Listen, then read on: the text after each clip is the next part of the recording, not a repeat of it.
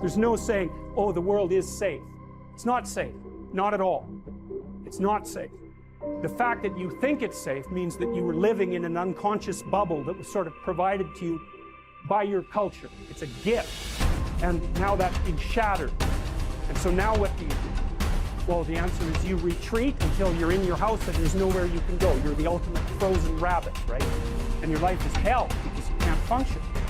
The alternative is, let's take apart the things you're afraid of. Let's expose you to them, carefully and programmatically. And then you'll learn that you're actually tougher than you think. Resilience. Resilience, the ability to return to the original form after being bent or being stretched or being compressed.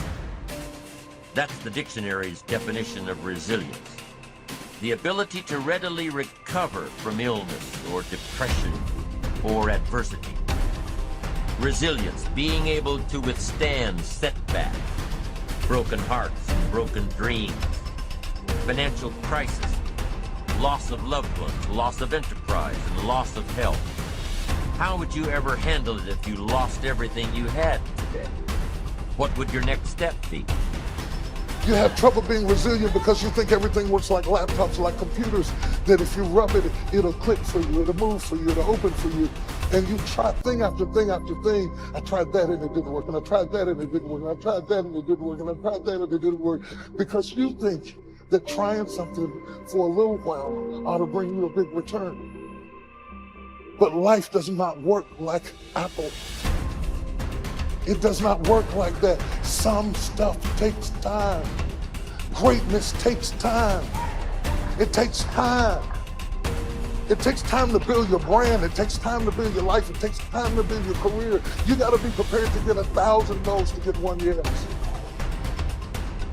And as Aristotle said, it is during our darkest moments that we must focus to see light. You take your time and you put your focus on that even when it hurts, especially when it hurts. If you're able to do that, if you're able to find a way to take all of your energy and put it on that, to repeat it, to let it become a mantra, to let it be the first thing you think about when you wake up, the last thing you think about in the night, and the thing that you cling to when you wake up and cannot fall asleep, if you let it be that thing, that you can put all of your attention on that, then you can actually change your chemistry. You can actually change your own story. You can actually change your life. But you've got to know it's in our darkest moments that we must focus on the light.